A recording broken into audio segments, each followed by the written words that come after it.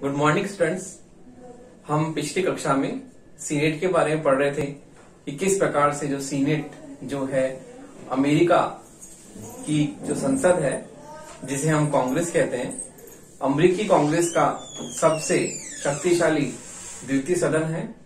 और इसकी जो शक्तियां हम पढ़ रहे थे, जो अभी हम पढ़ेंगे, तो हमने इसके बारे में आपको बताया था कि किस प्रकार से अमेरिका की जो सीनेट है वो विश्व का सबसे शक्तिशाली द्वितीय सदन है, क्योंकि इसकी शक्तियां और कार्य जो हैं इस प्रकार से इसे सौंपी गई हैं कि वो जो है इसकी विश्व में सबसे जो है शक्तिशाली द्वितीय सदन कहना जो है कोई अतिशयोक्ति नहीं होगी।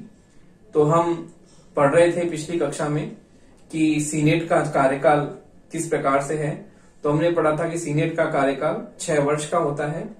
यह एक अर्ध स्थायी सदन है। तो इसमें प्रति जैसे मान लो 2 वर्ष में जो इसके 1/3 सदस्य जो है पद मुक्त हो जाते हैं, तो उनके स्थान पर नए सदस्य निर्वाचित होते हैं और पुराने सदस्य भी पुनः निर्वाचित हो सकते हैं। तो हमने पिछली कक्षा में सीनेट का कार्यकाल के बारे में पढ़ा था और हम पढ़ते हैं कि सीनेट का जो है किस प्रकार जो है इसकी योग्यताएं क्या है। सीनेटर्स की योग्यताएं हम देखते हैं। तो हमारा टॉपिक सीनेट चल रहा था और हम अब पढ़ते हैं योग्यताएं।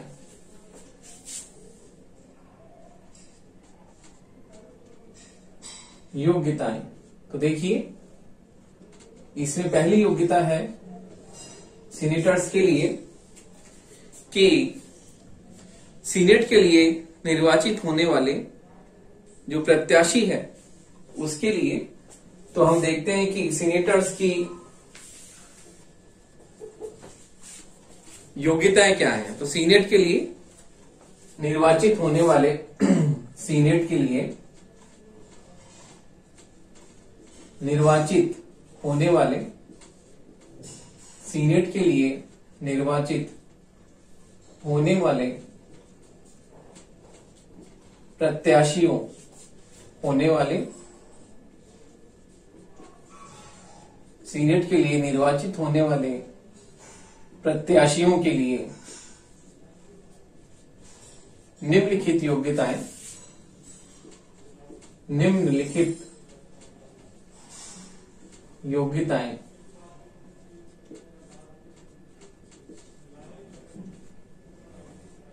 होनी चाहिए।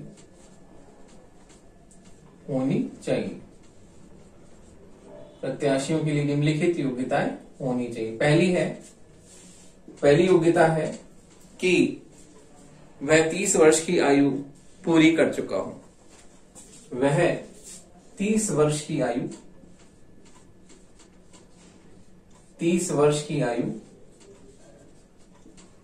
पूरी कर चुका हो। 30 वर्ष की आयु पूरी कर चुका हो।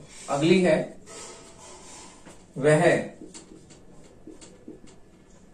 अमेरिका में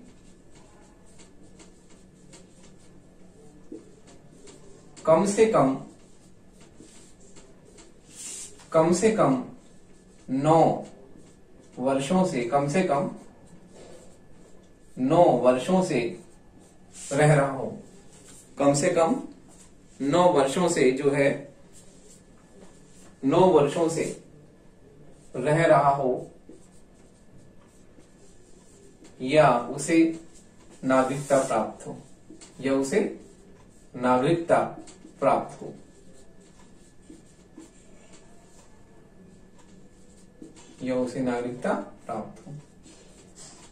अगला जो इसकी योग्यता की शर्त है वो है कि वह उस राज्य का निवासी होना चाहिए जहां से वह चुनाव लड़ रहा है। वह उस राज्य का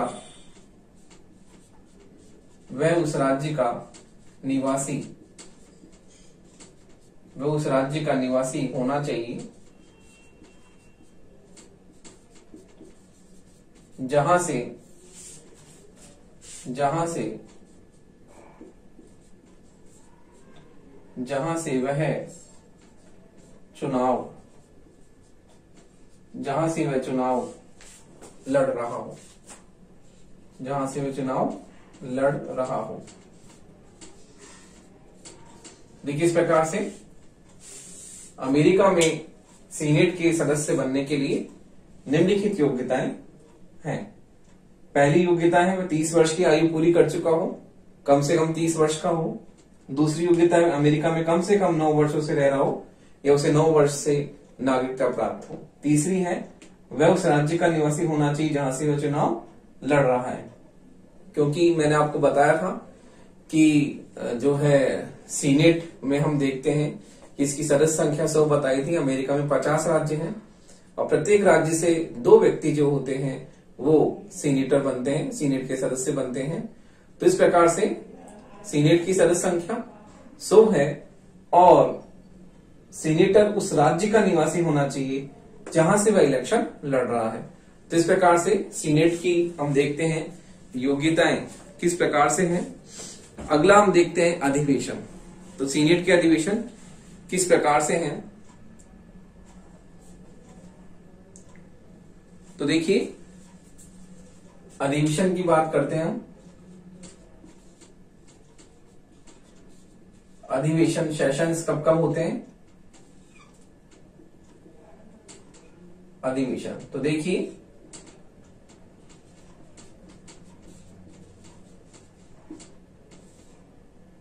अमेरिका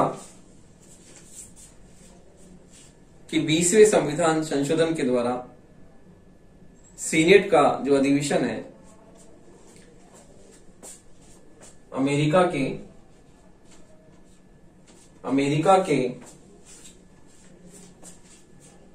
20वें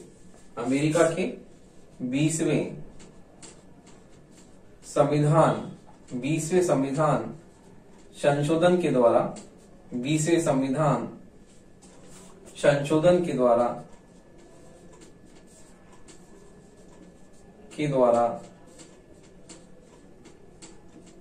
सीनेट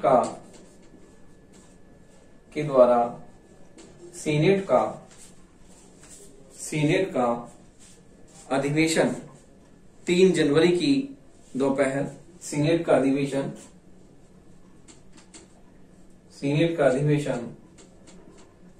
3 जनवरी की दोपहर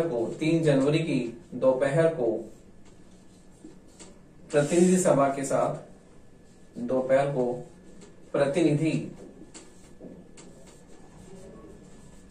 साथ आरंभ होता है। प्रतिनिधि सभा के साथ आरंभ होता है।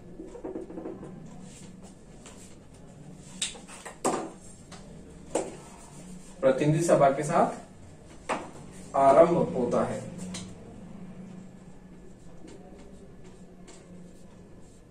प्रतिनिधि सभा के साथ आरंभ होता है। तो देखिए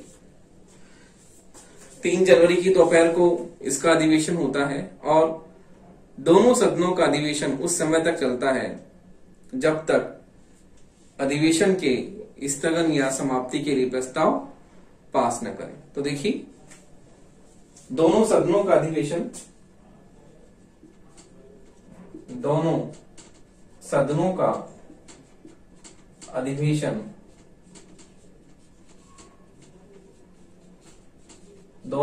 का अधिवेशन उस समय तक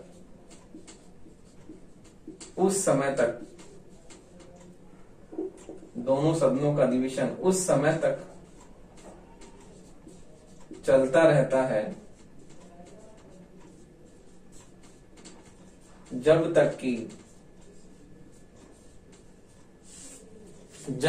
कि अधिवेशन के स्थगन या समाप्ति के लिए प्रस्ताव पास न करे। तो देखिए जब तक कि अधिवेशन के स्थगन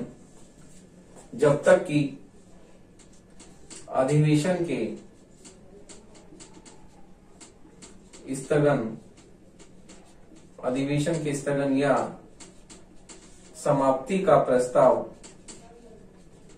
या समाप्ति का प्रस्ताव पास न करे, प्रस्ताव पास न करे। तो देखिए, स्थगन या समाप्ति का प्रस्ताव दोनों सदन पास न करें तब तक अधिवेशन जो है चलते रहते हैं। इसी प्रकार से एक बात और है इसमें महत्वपूर्ण, यदि दोनों सदनों में स्थगन की तिथि के बारे में, यदि दोनों सदनों में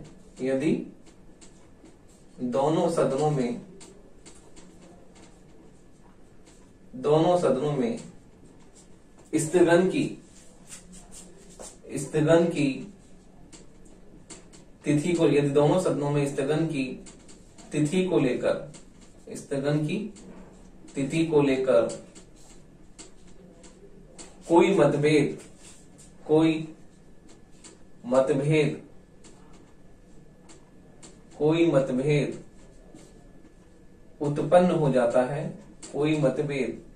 उत्पन्न हो जाता है, तो राष्ट्रपति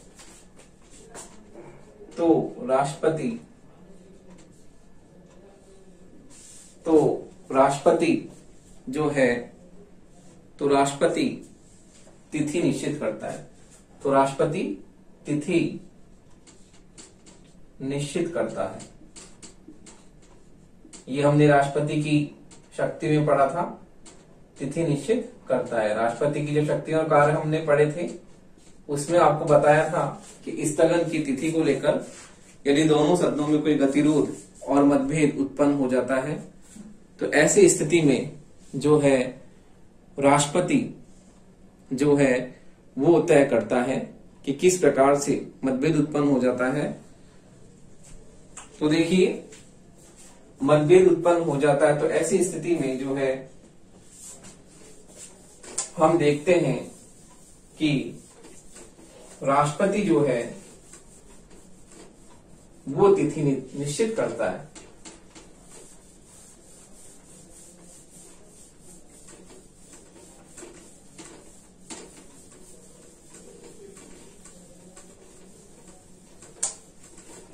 तो देखिए, आपको बताया था कि स्थगन को लेकर यदि दोनों सदनों में गतिरोध उत्पन्न हो जाता है तो ऐसी स्थिति में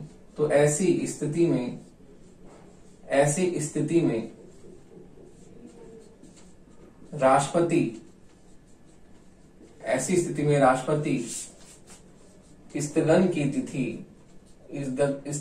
तिथि निश्चित करता है। स्थगन की तिथि निश्चित करता है। देखिए, इस प्रकार दोनों सदनों में यदि सत्र चल रहे हैं, अधिवेशन चल रहे हैं, जब तक चलते हैं जब तक कि स्थगन की तिथि तय नहीं हो जाए, और यदि दोनों सदनों में स्थगन की तिथि को लेकर कोई गतिरोध, कोई मतभेद उत्पन्न हो जाता है तो ऐसी स्थिति में राष्ट्रपति जो है स्थगन की तिथि निश्चित करता है, वो तय करता है कि स्थगन कब होगा। अब हम देखते हैं कि सीनेट का सभापति।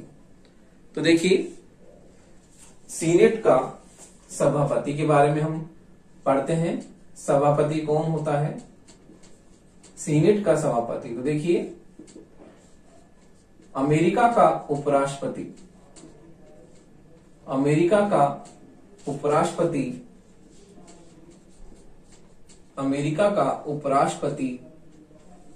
सीनेट का सभापति होता है। अमेरिका का उपराष्ट्रपति सीनेट का सभापति होता है। अमेरिका का उपराष्ट्रपति सीनेट का सभापति होता है और वह सभापति के जो है सामान्य जो कर्तव्य का पालन करता है। तो देखिए, वह सभापति के सभी सामान्य, वह सभापति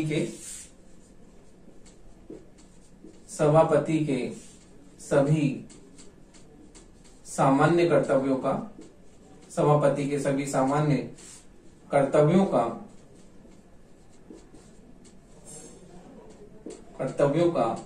पालन करता है, सभी सामान्य कर्तव्यों का पालन करता है, लेकिन इस क्षेत्र में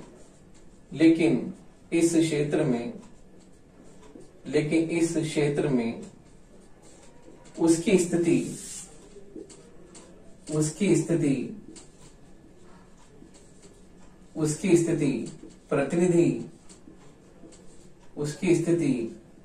प्रतिनिधि सभा के अध्यक्ष से कम है। प्रतिनिधि सभा के अध्यक्ष से कम है।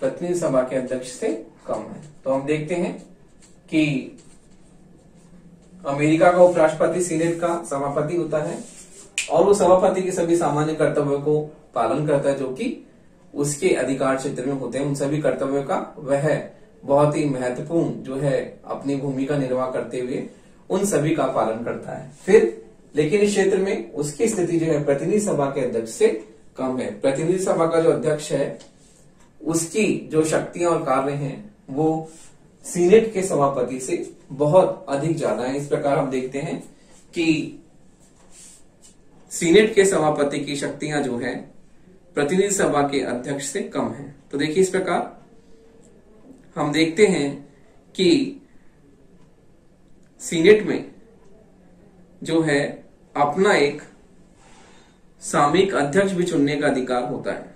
तो देखिए सीनेट एक अपना सामयिक अध्यक्ष भी चुनती है और जो है वो बहुमत दल का मनोनीत या नेता होता है। तो सीनेट में एक अध्यक्ष भी होता है। सीनेट को अपना एक अध्यक्ष चुनने का अधिकार, सीनेट को अपना एक अध्यक्ष चुनने का भी अधिकार है। अध्यक्ष चुनने का भी अधिकार है, लेकिन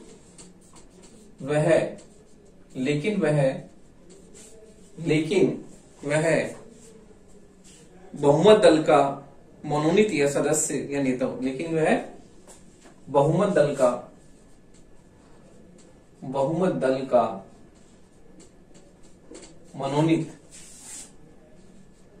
मनोनीत या सदस्य होता है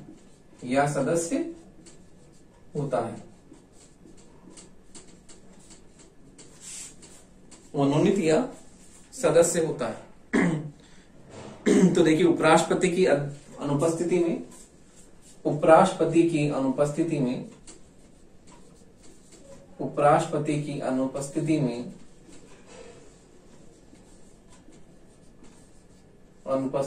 सीनेट का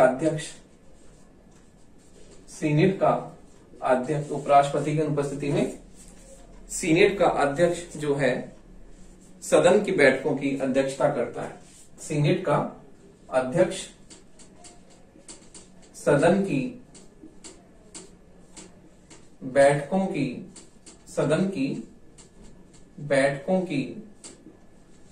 अध्यक्षता करता है। तो देखिए इस प्रकार से सीनेट में सभापति भी होता है और एक अध्यक्ष भी होता है। उपराष्ट्रपति सीनेट का सभापति होता है और इसके साथ ही जो है सीनेट में उसे एक अपना अध्यक्ष चुनने का भी अधिकार होता है। वो बहुमत दल का मनोनीत या नेता या सदस्य होता है। और उपराष्ट्रपति जब सभापति अनुपस्थित होता है तो उसकी उपस्थिति में जो अध्यक्ष है वो सीनेट की बैठकों की अध्यक्षता करता है। तो इस प्रकार से हम देखते हैं कि सीनेट को जो है किस प्रकार उसमें सभापति भी है और उसमें अध्यक्ष भी है। अब हम देखते हैं सीनेट की शक्तियां और कार्य। तो देखिए सीनेट की शक्तियां और कार्य के बारे में हम देखते हैं किस प्रकार से सीनेट की शक्तियां और कार्य हैं।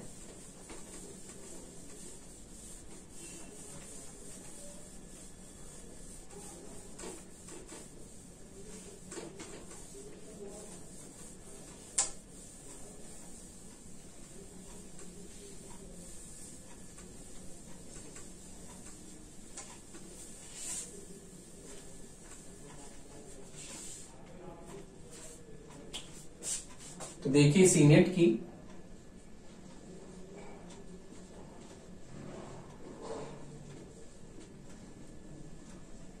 शक्तियां,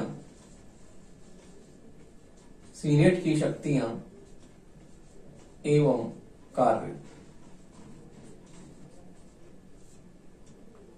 देखिए सीनेट की शक्तियां एवं कार्य क्या है। तो देखिए सीनेट को भी हम देखते हैं कि उसे विधायी, कार्यपालिका और किस प्रकार से न्यायपालिका क्षेत्र में भी उसे शक्तियां प्राप्त हैं।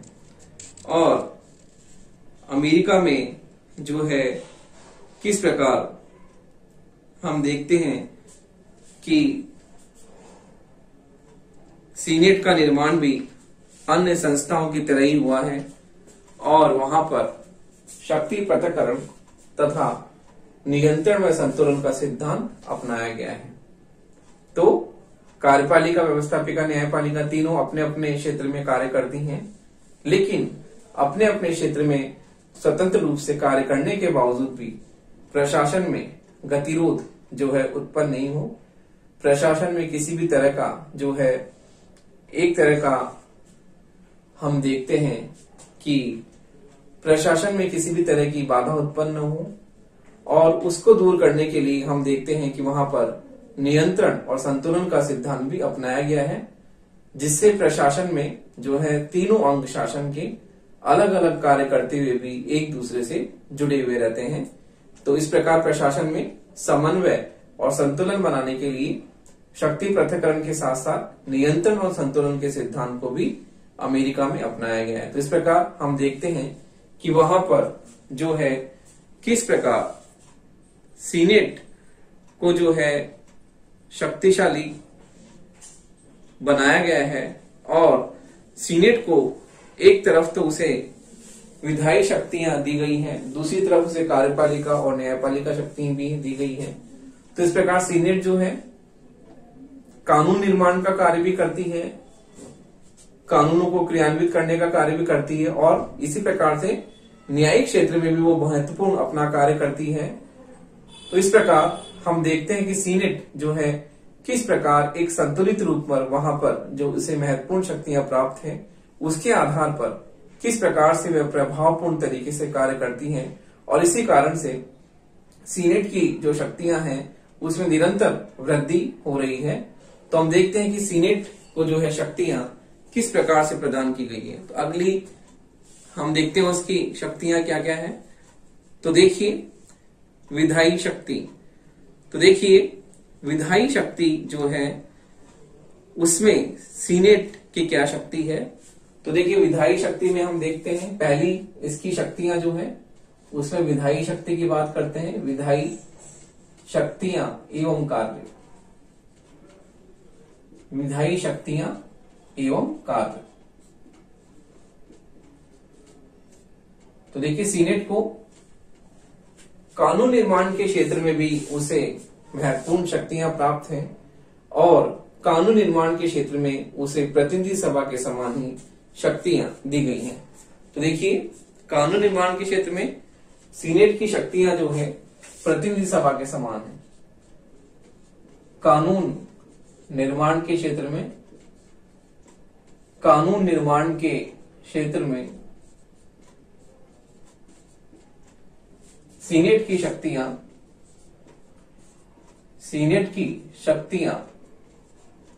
प्रतिनिधि सभा के समान ही हैं। कानून निर्माण के क्षेत्र में सीनेट की शक्तियां प्रतिनिधि सभा के समान ही, प्रतिनिधि सभा के समान ही है।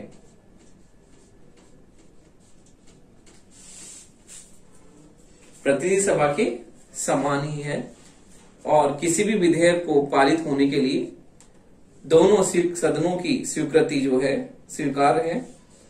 तो हम देखते हैं किसी भी विधेयक को सीनेट में प्रस्तुत किया जाता है और उसे दोनों सदनों की स्वीकृति अनिवार्य है।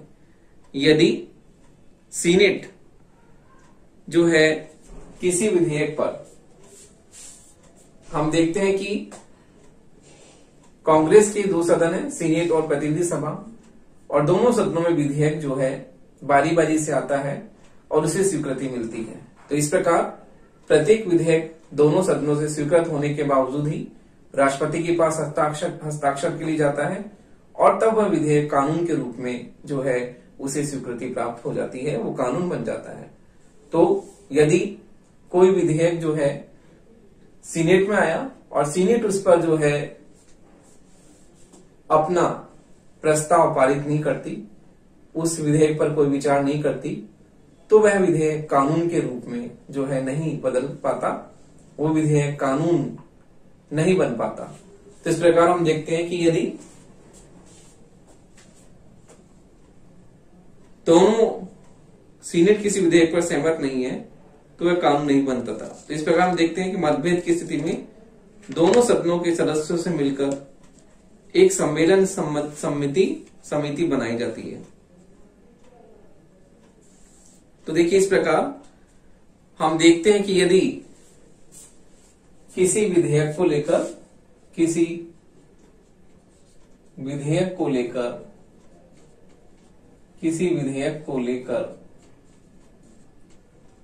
दोनों सदनों में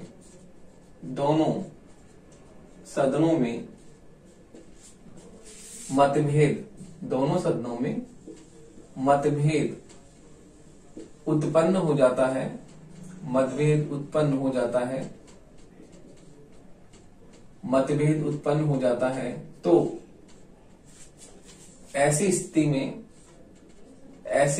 में दोनों सदनों के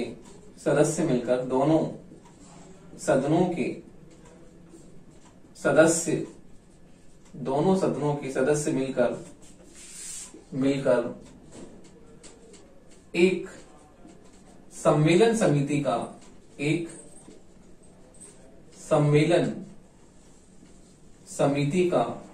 निर्माण करते हैं। एक सम्मेलन समिति का निर्माण करते हैं और इस सम्मेलन समिति में दोनों सदनों के सदस्य जो है समान संख्या में लिए जाते हैं, लेकिन व्यवहार में सीनेट की बात मान ली जाती है क्योंकि सीनेट के सदस्य बहुत ही अनुभवी और योग्य होते हैं।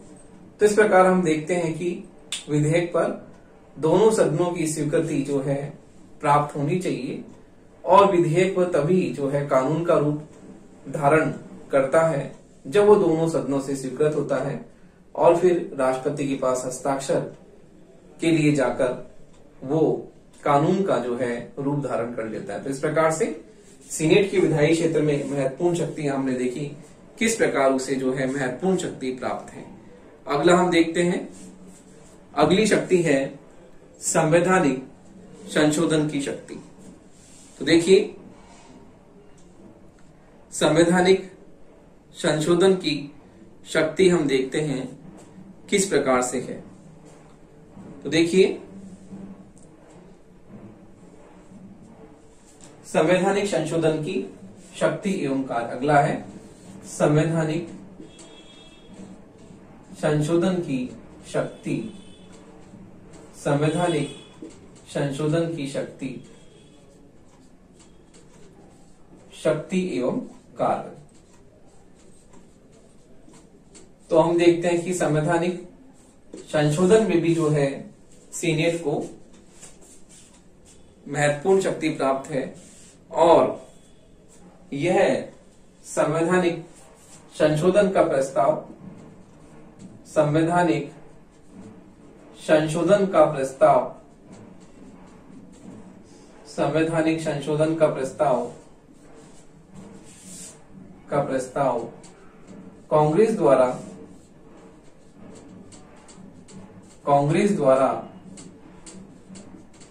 पारित किया जाता है। कांग्रेस द्वारा पारित किया जाता है। कांग्रेस द्वारा पारित किया जाता है। तो इस तरह से ये किसी भी सदन में प्रस्तुत किया जा सकता है। इस तरह का प्रस्ताव इस तरह का प्रस्ताव किसी भी सदन में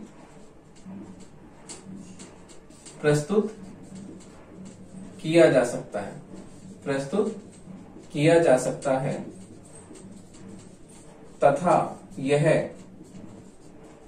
तथा यह प्रत्येक सदन के प्रत्येक सदन के तथा यह प्रत्येक